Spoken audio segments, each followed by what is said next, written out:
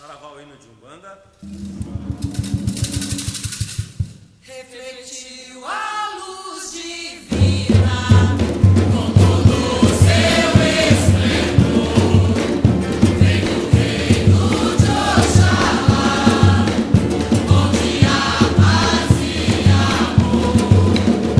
Se refletiu na terra, luz se refletiu no mar, luz que veio de Aruanda para tudo iluminar.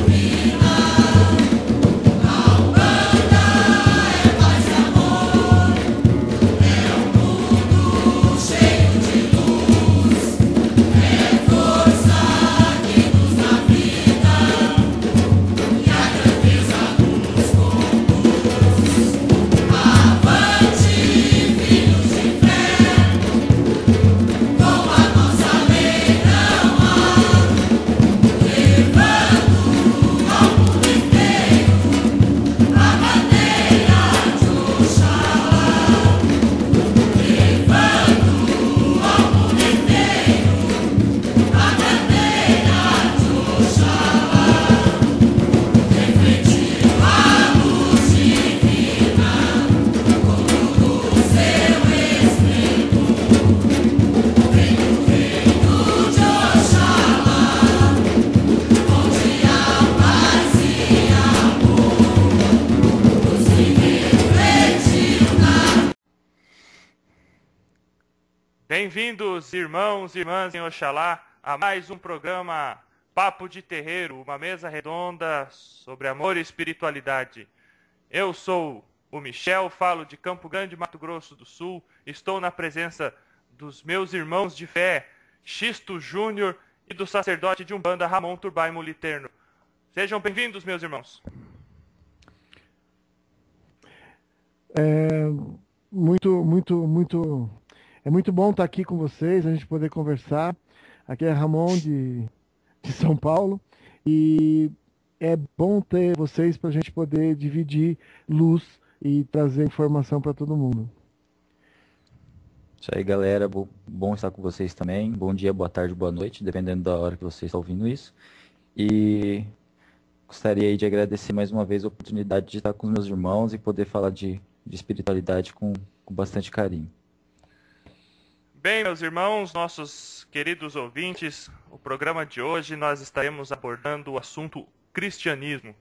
Não estaremos falando sobre Jesus Cristo, mas sobre a religião cristianismo, religião que surgiu, né, que foi fundamentada no século III após de Cristo, aproximadamente no ano de 315, quando o imperador Constantino, imperador romano, ele reuniu as principais seitas que praticavam os ensinamentos de Jesus Cristo dentro do Império Romano.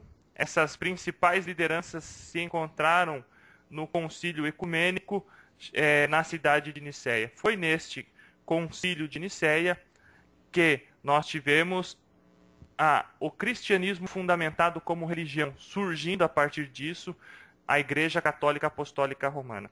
O imperador Constantino era imperador romano do Oriente, e no ano 312 depois de Cristo, ele se tornou imperador romano. Quando Constantino chegou em Roma, naquela época existiam diversos templos, e um templo principal onde eram feitos sacrifícios para as divindades. Até então, Roma tinha uma influência muito grande da Grécia com relação ao panteão de deuses adorados.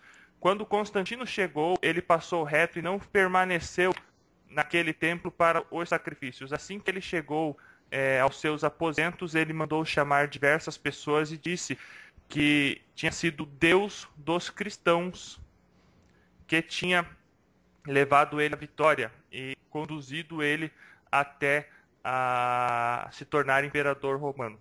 Depois disso, em alguns anos, ele reuniu as principais seitas. Por isso que eu falo, eram seitas. O cristianismo existiam diversas formas de interpretação. Existiam aqueles que comiam o pão e o vinho, existiam aqueles que faziam certos cultos, existiam aqueles que diziam que dia 25 de dezembro Jesus havia nascido, e existiam também mais de 90 evangelhos escritos, e que apenas 4 deles ficaram referendados na Bíblia como o Novo Testamento. Então, o culto católico, a Igreja Católica que nós conhecemos hoje, que é a base do cristianismo, porque as outras seitas cristãos que acreditam em Cristo surgiram daí a partir, né, as outras religiões surgiram a partir da Igreja Católica, ela tem toda a sua fundamentação realizada dentro deste concílio de Nicéia, ou seja, não foi propriamente Jesus Cristo quem fundou, foram homens 300 anos depois de Cristo que as fundamentaram. Dentro do conceito de cristianismo, nosso irmão Ramon agora irá começar a elucidar o conceito relacionando o cristianismo com as nossas práticas religiosas de hoje. Ramon, é com você. Eu, na realidade, quando penso, né, que hoje a gente fala sobre cristianismo, às vezes as pessoas elas não percebem que tem um grande responsável pelo cristianismo hoje, e ele se chama Paulo de Tarso. A gente tem que imaginar o que aconteceu, né? Jesus veio, passou a informação para frente, teve os discípulos, e a partir daí eles começaram a escrever, começaram a se juntar para discutir aquilo que estava acontecendo. E, infelizmente, o ser humano ele é dessa forma, né? As pessoas acabam ficando no mesmismo, né? E isso aconteceu nessa época também. A entrada do Paulo de Tarso dentro desse processo foi uma entrada muito drástica, porque ele era um perseguidor dos judeus, dos cristãos. E ele os pegava, os levava e torturava e assim por diante. Até um belo dia que ele estava indo para Damasco pegar cristãos, e aí ele se defrontou com Jesus. Desse dia em diante, ele virou um novo homem. Tanto é que o nome dele anterior era Saulo. Depois que ele virou cristão, ele se transformou o Paulo de Tarso, que a gente conhece. Mas eu queria... estou contando toda essa história porque o mais importante que eu vejo é que, sem o Paulo de Tarso, o cristianismo seria uma filosofia trabalhada por poucos homens. Porque logo depois, os evangelistas acabaram tendo uma tendência a levar o cristianismo apenas para os judeus. E, inclusive, queriam voltar algumas coisas da circuncisão e assim por diante.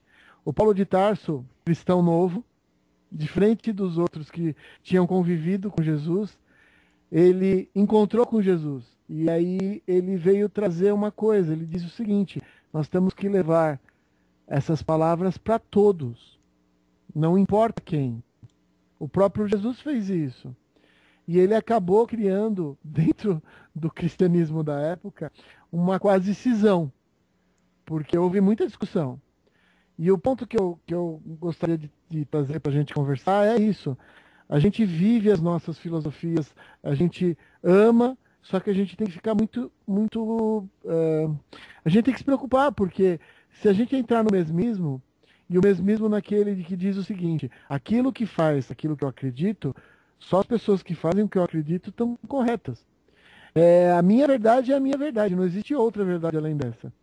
A gente tem que ser criterioso, tem que buscar. E o que eu acho é que as pessoas não conseguem ver o papel tão forte que foi o do Paulo de Tarso. Porque os evangelistas não queriam abrir isso. E o Paulo de Tarso brigou muito, e foi ele o responsável por levar a palavra de Jesus para todos. A grande catequização que ele fez. E eu acho que isso é uma coisa muito interessante a gente parar para avaliar, de que quando as pessoas estão dentro de uma certa filosofia, elas não conseguem perceber que não adianta ela falar sobre a filosofia. Ela tem que, mais do que isso, viver o que ela acredita e passar para as outras pessoas. É uma coisa que eu penso muito e eu vejo que as pessoas acabam não se preocupando, ou não se apegando a isso. Hoje a gente tem uma discussão entre evangélicos, católicos, e eles não percebem que tudo começou com a abertura. E a abertura vamos dividir. Esse é o grande mecanismo de evolução humana.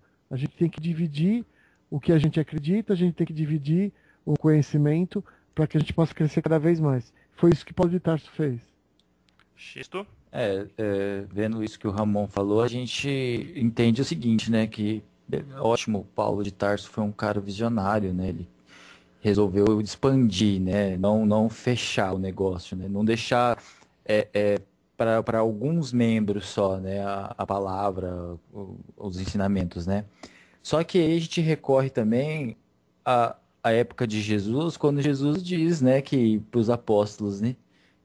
Ide e levai a minha mensagem, né? E aí parece que nesse contexto que o Ramon elucida, parece que só Paulo, 300 anos depois, que entendeu isso. Né? Só Paulo que chegou à conclusão de não podemos deixar isso aqui restrito só a um grupo seleto, né?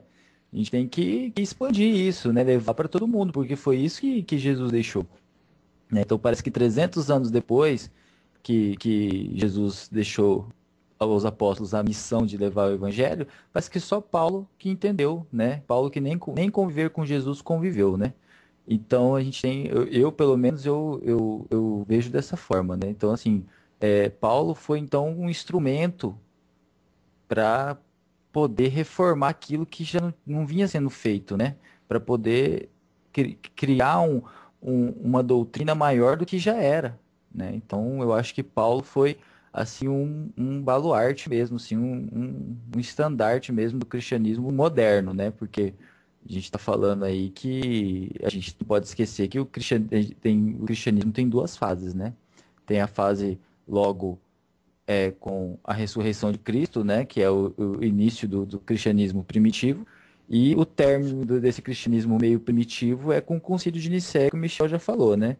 Então a gente, depois do Concílio de Nicéia, a gente tem uma nova fase do cristianismo, né, que deixa de ser uma seita e passa a ter fundamentos religiosos, com liturgias e tudo mais. E antes do Concílio de Nicéia, a gente tem um cristianismo primitivo, que nada mais era do que uma seita baseada numa crença. Então a gente tem que saber dividir muito bem esses dois momentos. E Paulo, ele está bem aí na divisão desses dois momentos, né? Ele pega bem o fim de um e o início de outro, né? Bom, dando sequência à linha de raciocínio de vocês dois, eu penso o seguinte: quando Jesus era vivo, tá, e os seus apóstolos e discípulos, eles levaram a informação dele a N pessoas. Tanto é que 300 anos após Cristo, o imperador Constantino, ele não era cristão, ele foi batizado como cristão no seu leito de morte. Ele transformou o Império Romano em cristão porque eram tantas as pessoas que praticavam o cristianismo que o Império Romano estava ruindo, estava se dividindo. E ele, na tentativa de para unificar o Império novamente, ele fundamentou e criou, junto dos demais cristãos da época, ele determinou a nova forma a nova religião oficial de Roma. Só que as pessoas, os sacerdotes que iniciaram a Igreja Católica, eles, não só nesse começo de Paulo de Tarso, mas durante séculos e até hoje, pouquíssimas pessoas têm acesso a todo o conhecimento que existe dentro do Vaticano. Eu lembro que nas cruzadas, eles pegavam não apenas, eles tomavam as terras, mas eles também tomavam o conhecimento. Então a Biblioteca do Vaticano é provavelmente a biblioteca com os elementos mais antigos da humanidade. Deve realmente contar a história da humanidade, todos os livros, papiros e demais arquivos que devem haver lá na Biblioteca do Vaticano. E Paulo de Tarso, ele entra justamente aí, que nós temos que levar a informação para todo mundo. Mais tarde veio, inclusive, Martinho Lutero. Martinho Lutero também brigou por causa disso, porque a Bíblia era escrita em latim, Martinho Lutero era alemão. Acha, por que que só poucas pessoas podem ler e interpretar os ensinamentos que estão no livro sagrado dos cristãos, que é a Bíblia? Então ele questionou e a partir disso ele pegou e traduziu o Novo Testamento para o alemão e divulgou a informação para todas as pessoas. Então é bem interessante porque cai num conceito que eu escutei essa semana na aula de teologia de Umbanda que eu faço com Alexandre Cumino, no Umbanda EAD, que é justamente sobre isso, a questão da pessoa que diz que é cristão, diz que é católico, mas não pratica. Então a pessoa fala assim, não, eu sou católico, não praticante. Mas isso não existe uma coisa dessa, né? Nós estamos aqui falando de cristianismo, nós estamos falando de Paulo de Tarso, e eles diziam justamente o oposto. Você tem que saber o que você está praticando, você tem que conhecer aquilo que você está praticando, você tem que vivenciar. Isso sim é religiosidade. Você só consegue vivenciar a sua religiosidade se você pratica, se você estuda aquilo que você acredita ser como o seu norte. Concorda com isso, Ramon? Não, é isso. Coisa. Na realidade, o cristianismo tomou o tamanho que tomou por causa da iniciativa, eu vou voltar de novo a falar do Paulo de Tarso.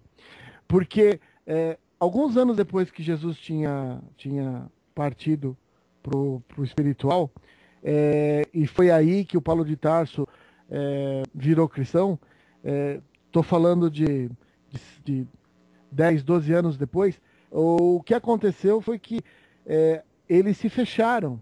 E o tema que eu trouxe é muito para a gente poder discutir o que a gente está vivendo hoje. A história só serve para a gente se a gente analisar a história e trouxer para os dias de hoje. Hoje você vê pessoas defendendo sua filosofia e não abrindo, e nem levando. Então, que nem o Michel acabou de falar, como é que pode alguém ser cristão não praticante? Católico não praticante? Quer dizer, no conceito das pessoas é assim, eu sou católico, só que eu não vou na missa. Porque é assim que as pessoas normalmente falam, né? Só que ser católico não é você ir na missa. Ser católico é você vivenciar o Cristo, vivenciar aquele movimento que Jesus trouxe. E as pessoas acabam confundindo. Então, a gente falou sobre Paulo de Tarso, o Michel acabou de falar sobre Lutero, o Calvino. São pessoas que percebem que aquilo que elas estão sentindo, elas precisam ser levadas para um lugar maior. Hoje eu me encontro em algumas situações de que eu tô dando um curso de apometria pela internet, e uma das coisas que aconteceu foram 2 ou 3 pessoas que estão fazendo esse curso nos Estados Unidos vieram reportar que elas, dentro do centro espírita delas, elas começaram a ver baianas, caboclos e assim por diante. E uma delas virou para mim e falou assim, mas isso é Umbanda? Eu falei, não, isso é a abertura dos mentores que está vendo que vocês estão trabalhando uma determinada frequência, então estão entrando em disposição. Pessoal, se a gente se fechar, se a gente achar que só aquilo que a gente vive e só aquilo que a gente experimenta é a única coisa que existe, a gente acaba se fechando para o mundo. E é uma das coisas, o tema foi trazido por causa disso. A gente tem que enxergar a mais. Aquele caboclo, aqueles baianos que ela está identificando, estão ali para trabalhar para a humanidade. E eles são da linha de Umbanda. Mas eles vão trabalhar em qualquer lugar que forem chamados e que forem servir. E é esse o trabalho de qualquer médium ou de qualquer pessoa que fale, eu tenho essa filosofia. Você é um servidor do maior, da luz. Pelo menos é assim que eu enxergo. Xisto? Eu concordo com isso, só que eu penso assim, né? Você olhar o cristianismo desde os seus primórdios, né? Eu não consigo entender como que essa coisa tão primaz, tão visionária e tão bela, né? Que a doutrina cristã, né? Como que ela... Vou entrar até é mais uma dúvida, né? Do que uma elucidação. Como que o cristianismo deixa de ser uma coisa límpida, pura e servidora da humanidade para ser uma perseguidora, né? Parece que é vou descontar toda a perseguição que eu sofri, agora eu vou perseguir os outros que não concordam comigo. Porque a gente está olhando o cristianismo num primeiro momento que é uma renovação, né? Só que num segundo momento, o cristianismo ele veio com todo o poder dado pelo Concílio de Nicéia, onde se fundamenta a religião, ela ganha poder. E eu digo poder físico, né? Poder em moeda, né? Poder material, né? E se aproveitou disso para perseguir outras pessoas. Então a gente não pode. É isso que o Ramon falou, nem tudo é uma verdade absoluta. Às vezes o que é bom hoje pode vir a não ser amanhã, né? Então a gente tem um cristianismo no início muito primoroso, mas que assume uma veste de inquisitora também. Então a gente também não pode esquecer esse lado aí também do cristianismo inquisitor, né? Que em nome de Jesus praticou aí tantas atrocidades também, né? Eu não gostaria de esquecer disso, porque não foi assim que Cristo, Paulo, Pedro, Tiago, né, que foram grandes líderes cristãos, visionaram para a fé deles, né? Porque não foi bem isso que eles queriam passar, né? Xisto, o grande problema é aquele, né? Ah, o alto sempre traz coisas iluminadas. O homem vai, transforma em religião, porque é uma filosofia que o alto quer que a gente faça. Eles querem que a Sim, gente viva o que a gente acredita. Não é impor para as outras pessoas o que eu acredito. Eu vivo aquilo que eu acredito e pelos meus atos eu ajudo o próximo e mostro para o próximo aquele caminho. Deveria ser assim. Só que os homens pegam o poder e transformam no que é religião. E, infelizmente, a própria religião já perdeu o significado. Porque religião significa religare. É religar com o alto. E com certeza. muitos se esquecem desse detalhe, Você né? tem aí, antes do Concílio de Nicéia, por exemplo, você tem o Édito de Milão, né? Que foi uma reunião que o próprio Constantino. Constantino participou, onde foram ditados algumas regras para a nova religião, e em nenhum momento eles ditaram que as demais tipos de fé seriam perseguidas, né? Eles só não participariam daquilo, né? Deixa eu dar um adentro nisso aí. Isso aí existe a perseguição e a imposição cultural e consequentemente religiosa existe antes de Roma, tá? Principalmente no período conhecido como helenismo, que foi quando Alexandre o Grande, rei da Macedônia, Macedônia que era vizinha da Grécia, tá? Ele estudou, tá? Para quem conhece a história de Alexandre o Grande, ele estudou com Aristóteles e ele adorava a cultura romana, a cultura grega.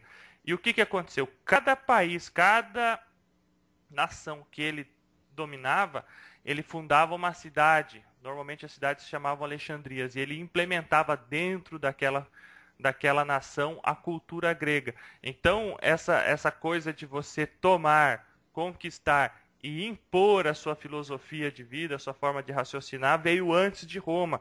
Foi continuado isso com Roma, porque Roma, antes de termos o catolicismo, eles já faziam isso, apesar de que alguns líderes romanos que eram chefes das terras, né, que cada região tinha um líder romano, eles deixavam o povo bem à vontade. Depois do cristianismo, eles obrigavam a todos a se converterem ao cristianismo. Eu penso o seguinte, acho que existem líderes religiosos e líderes religiosos em todos os segmentos, não só no cristianismo.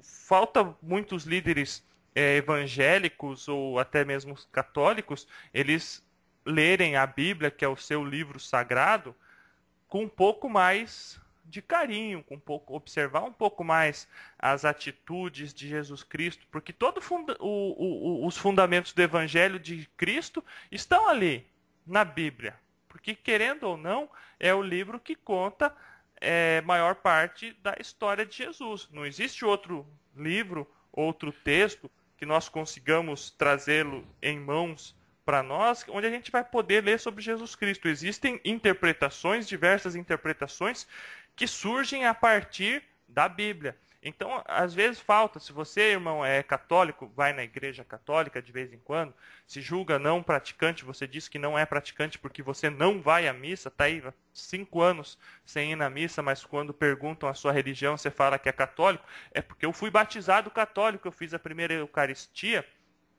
então, mas eu não vou na missa, então eu sou católico não praticante. Pega a Bíblia, leia a Bíblia, o Novo Testamento, mas leia sem nenhum preconceito formado. Mas Leia de coração aberto, entende? Para receber aquela informação que vai vir de lá. E garanto para você que você vai começar a se apaixonar pela sua igreja e você vai voltar a praticar ela. E, Michel, então, esse é o que você acabou de falar, que eu acho que é o grande X da questão. E aí eu coloco isso para aquilo que a gente vive nas outras filosofias. A Bíblia é uma coisa maravilhosa. Só que você tem 2 pedaços da Bíblia. Um onde você tem toda uma estruturação, que é o Velho Testamento, e o outro que é o Novo. O Novo Testamento, como o próprio Jesus falou, ele não veio impor leis, ele veio informar elas. A questão é um crescer. Se você ler a Bíblia apenas com os olhos para o Velho Testamento, você vai encontrar um olho por olho, dente por dente. Ah, sim. E se você olha a Bíblia com um crescer, quer dizer, desde Moisés até chegar em Jesus, Jesus vem falar de perdão. E aí que é o grande problema das pessoas. Inclusive eu abro isso não só para a Bíblia. A própria codificação do Kardec, ou as pessoas enxergam o que elas querem enxergar. Todo mundo percebe que a Bíblia ele é um crescente. E que Jesus, quando vem, ele vem fazer um fechamento. Só que a pessoa, ela prefere ler a Bíblia apenas a parte interessante para ela. Então, ela vai ler dente por dente, olho por olho. Então, ela vai falar, é justificável você fazer alguma coisa para outra pessoa.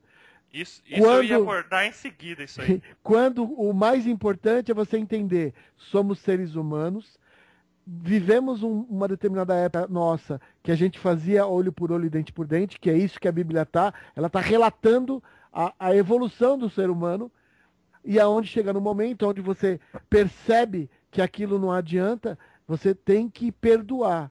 Sem perdão, você não se desliga energeticamente do processo. Então Jesus vem falar uma coisa mais avançada, só que a pessoa vai falar para você assim, olha, está escrito isso e é isso. Não, está escrito isso, e isso nós fomos. Na verdade, eu vejo a Bíblia hoje num conceito muito engessado, né? As pessoas, é isso que o Ramon falou. O cara lê na Bíblia e diz, você tem que tomar 0,5 litro de água toda sexta-feira, às 7 da manhã. Se ele não fizer às 7 da manhã, ele já está pecando contra Deus, né? Mas Michel, eu deixo bem claro... eu sou o xisto. Ah, desculpa. Desculpa. Então, não, mas só concluindo. Então, eu acho que a pessoa tem que... Eu não estou discordando. Eu estou dizendo assim, que a pessoa tem que olhar a Bíblia e os livros que estão nela com um olhar mais abrangente, mais caridoso, né? Porque se você for olhar, por exemplo, o primeiro conceito de livre-arbítrio não está no Novo Testamento. Está lá em Gênesis, né?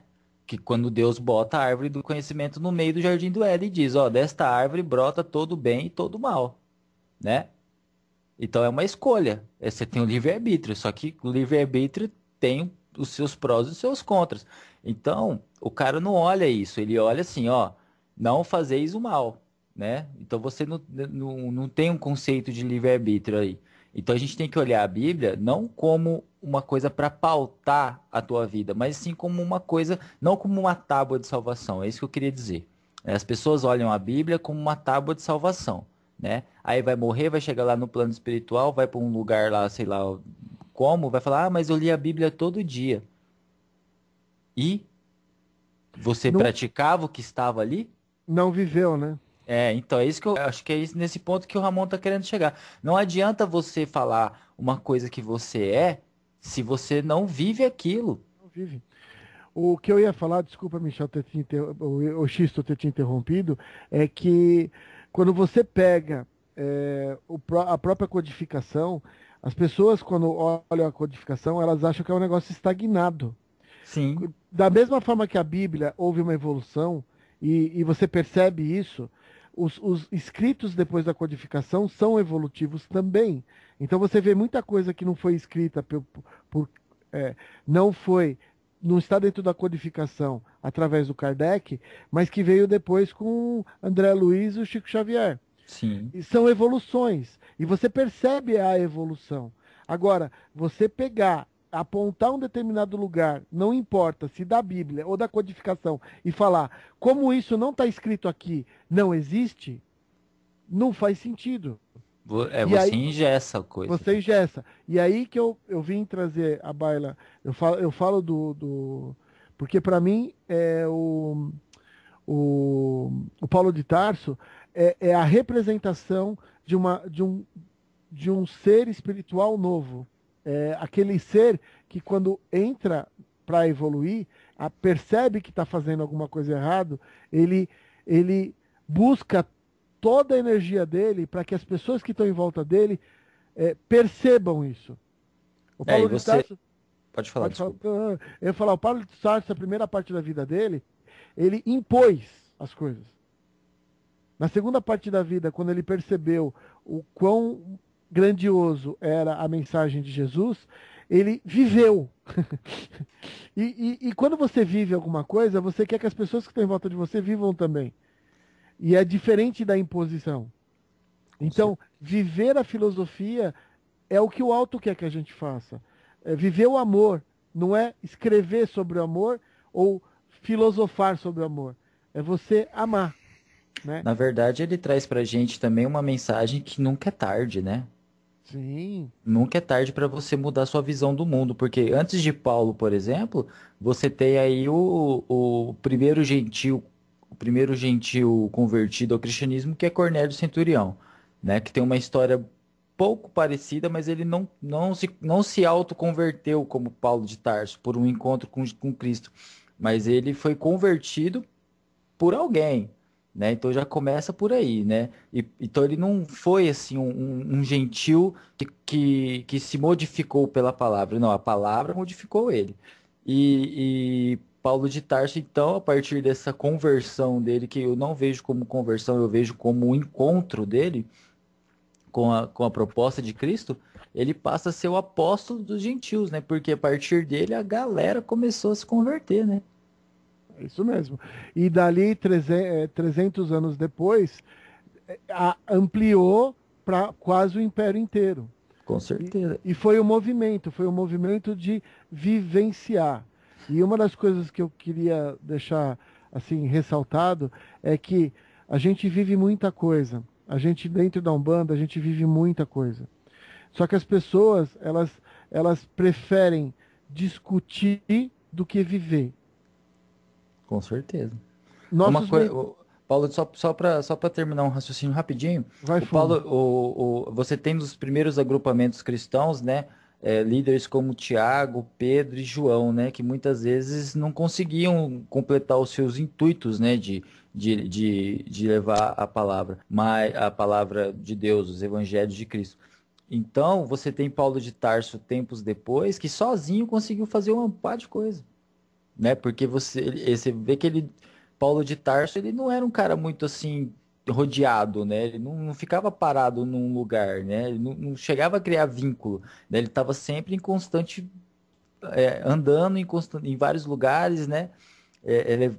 Disseminando o que ele acreditava por vários lugares, né? Então ele sozinho, ele arrebanhou uma galera aí para causa dele, né?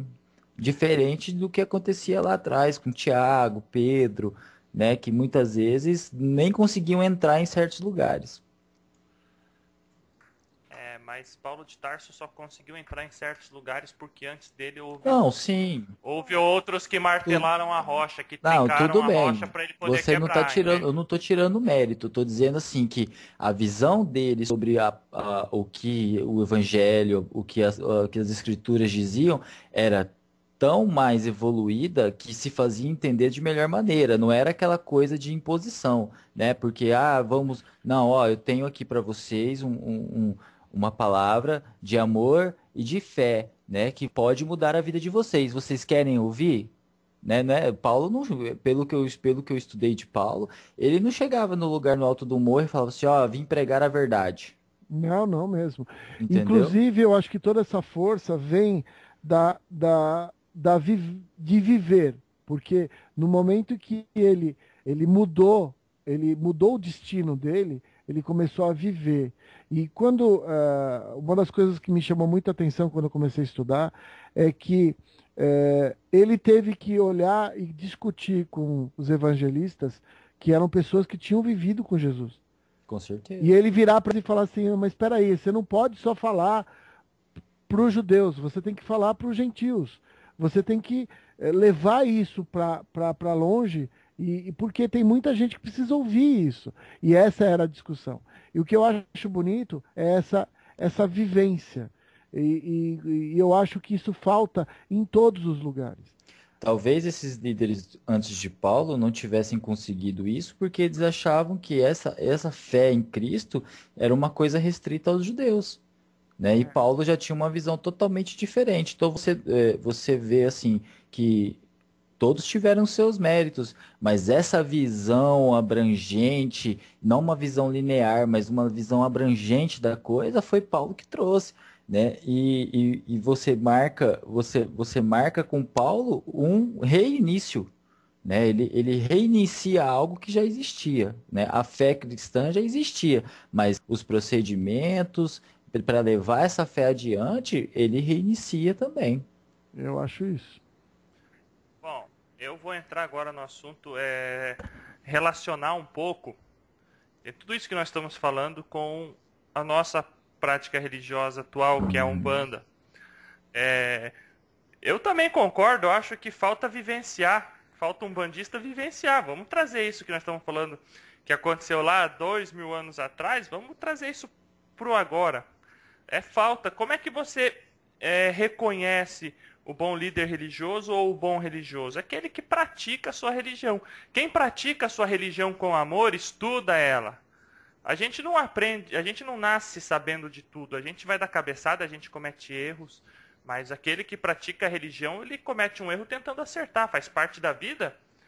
Entende? Muda-se de lugar para lugar, as pessoas são diferentes. Aquilo que funciona para o Ramon em São Paulo pode não funcionar para mim aqui em Campo Grande.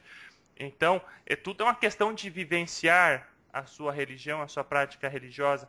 Eu vejo que hoje falta as pessoas estudarem, amarem, vivenciar com amor, ter prazer na prática religiosa, coisa que Paulo Tarso trouxe para o cristianismo há quase 2000 anos atrás.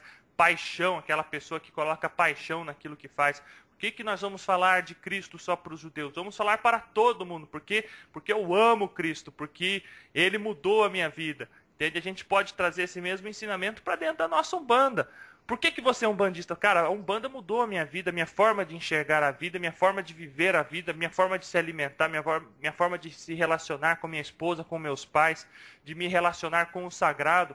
A Umbanda mudou isso, modificou isso na minha vida. Isso é quem pratica a Umbanda, quem ama aquilo que faz, aquele que pode se dizer assim mesmo, é verdadeiro umbandista, aquele que está ali vestindo a camisa que realmente quer ser um instrumento de modificação, um instrumento de melhoria do mundo. O que vocês acham disso? Michel, na realidade o grande X da questão é esse. A gente estuda as coisas para a gente perceber as coisas corretas, as posições corretas. Eu falei de Paulo porque eu acho que o Paulo ele é a representação de uma nova vida. E muitas pessoas elas acabam entrando na Umbanda e elas percebem o quanto aquilo é importante para elas, só que elas não vivem. É como se você aproveitasse aquilo para levar uma vantagem e depois virasse as costas e fosse fazer outra coisa. As pessoas elas têm que viver. As pessoas quando chegam para mim, mas espera aí, tem um preto velho ali que está falando de forma errada. Eu falo para a pessoa assim, o que é mais importante? O que ele está tentando falar ou a forma com que ele está falando? Aquilo que mexe com o coração. Você percebe que não importa se o português está errado. A informação que está ali, ela é pura luz. Só que a pessoa, ela vai olhar com o olho da carne. Ah, não, mas espera aí, você tem que imaginar o seguinte, tem os atabaque. Meu, e na igreja católica você não tem o pessoal tocando música. A gente tem que respeitar, a gente tem que entender, Deus está em tudo, desde que você perceba que vivendo você vai trazer amor e ajudar o seu semelhante. Não importa qual filosofia você siga. É só você ser uma boa pessoa. Simples assim. Só que você tem que viver. E viver é difícil. É difícil porque a pessoa ela é aquilo que ela fala. É muito fácil você falar qualquer coisa e ser outra coisa do outro lado. Então, a representação de Paulo para mim é o cristão novo. Ele nasceu. E às vezes eu vejo pessoas que estão comigo no atendimento e eu percebo que elas estão ali, elas não sabem bem o que elas estão fazendo. Elas ainda olham com o olho meio assim, mas por que eu estou aqui? Por que eu estou vestindo branco?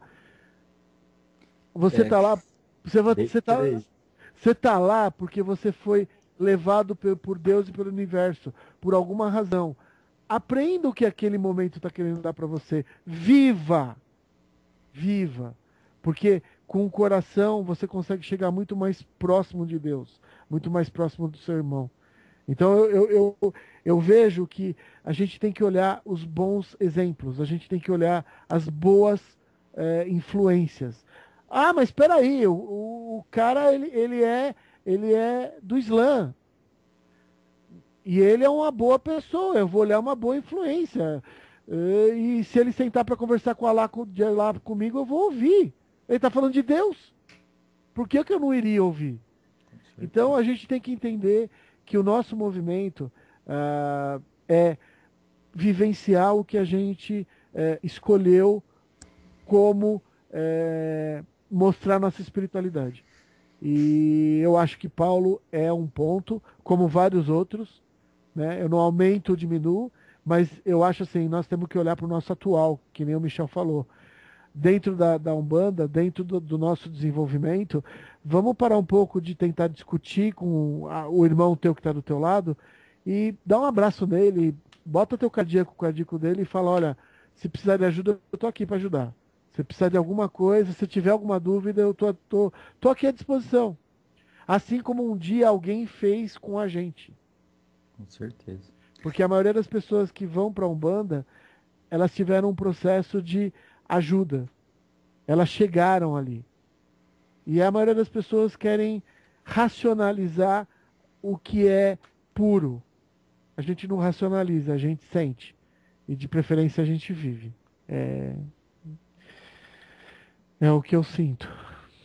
Então, eu tenho uma ideia assim, né, que assim como o cristianismo, a Umbanda nasce e já é vista como o cristianismo nasce quando existiu, quando se iniciou as práticas cristãs e todo aquele movimento era visto como uma heresia assim, sem tamanho, né? E você faz um comparativo com a Umbanda guardada as devidas proporções de época e número de praticantes, você vê que a Umbanda também vinha com o mesmo conceito, né? Um bando de louco fazendo coisa que não deve, né? Sendo herege, né? Sendo contra Deus, né? Então a gente vem com... Aí a Umbanda toma essa forma, né? Passa por toda aquela perseguição de início com o Zélio, com o seu Benjamin, Mato Silva, seu Tancredo, né? Todos esses grandes nomes dentro da nossa fé. Passa por toda essa perseguição até ser a religião que é hoje, né? E aí os caras de hoje que estão dentro da Umbanda começam a olhar para os outros irmãos e ó, lenha, lenha, lenha, lenha, né? O que acontece? Você tem dentro da igreja católica um cara que se chamou Inocêncio III. Eu não sei qual os seus irmãos conhecem, já ouviram falar de Inocêncio III, meu xará. Então, Inocêncio III, ele foi o maior inquisitor da igreja, né? Do catolicismo. Ele foi o maior inquisitor. Quantos Inocêncios terceiros a gente tem hoje dentro da Umbanda, né? Quantos inquisitores a gente tem que olha para o irmão de outra fé e fala assim, esse cara é louco, né? Então a gente tem que fazer um comparativo, sim, do lado bom, que resistiu, que é uma religião de resistência, que a gente não deixou se abalar, que a gente veio mantendo a nossa fé até os dias de hoje, mas a gente também tem que olhar que a gente também tem um lado inquisitor, né? Que olha para os irmãos de fé diferente e fala assim, não, não estão certos, né? Eles não estão certos nem errados, eles só fazem aquilo que serve para eles. Então a gente tem que ter essa consciência também como um bandista, né? Nós nunca vamos chegar a um consenso comum com outras fés, mas a gente tem que ter um consenso comum em todas as religiões que é de respeito, para que não sejamos novos inquisitores, né? Muito bem falado, Xisto. É muito bem lembrado, Xisto. Isso realmente existe em todas as religiões. Eu vou fazer agora as minhas considerações finais, falando justamente disso. Onde há pessoas reunidas para a prática do amor e da caridade, sempre vai haver uma força trevosa querendo atrapalhar. E aquele médium ou aquele praticante religioso, não importa a sua religião, irmão que nos ouve nesse momento, não importa se você não pratica Umbanda, se você pratica um espiritismo, um Seixonoye, qualquer outra religião, sempre onde estiverem irmãos reunidos para a prática da caridade, do amor ao próximo, sempre vai haver uma força trevosa querendo atrapalhar isso.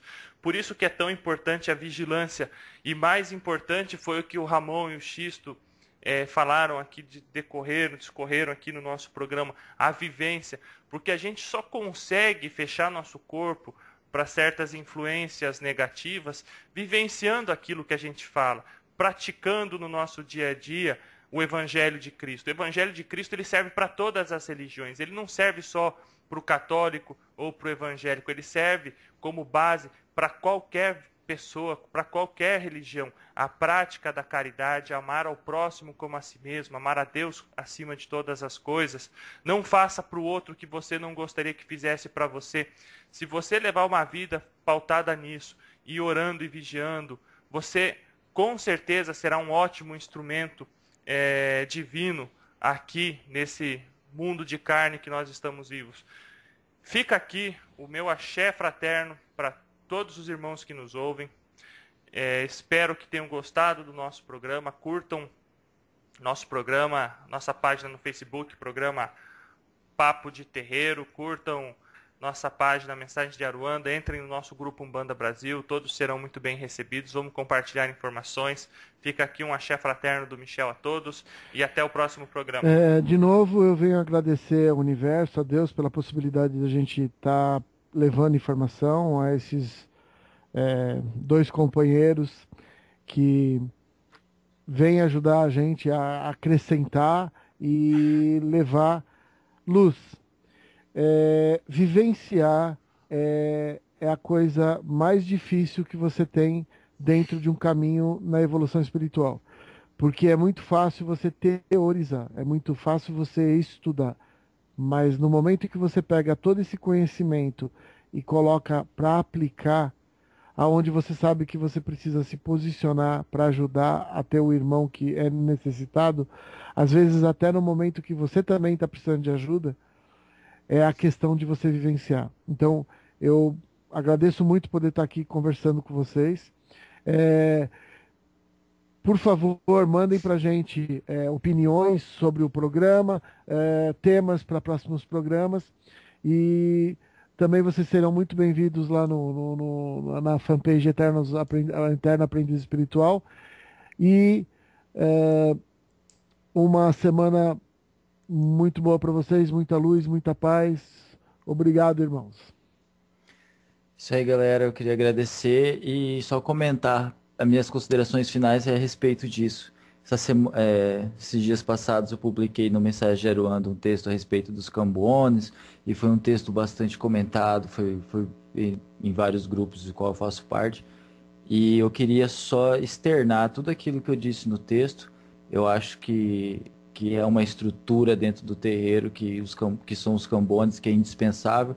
Então eu queria agradecer aí a todos os Cambones Brasil afora que tornam e mais fácil a vida dentro do terreiro e dinamizam os trabalhos. Então meus parabéns a todos os Cambones sérios que fazem seu trabalho corretamente, que amam a Umbanda, que fazem com amor. E os meus parabéns a todos os Cambones do Brasil de coração, né? Eu acho que é importante a gente lembrar dessas pessoas e mais uma vez agradecer aí aos meus irmãos Ramon, Michel, pessoas que eu gosto muito e aprendo muito. E graças a Deus estamos aí, né, esperando vocês para o próximo programa. Uma boa semana a todos. Fiquem com Deus.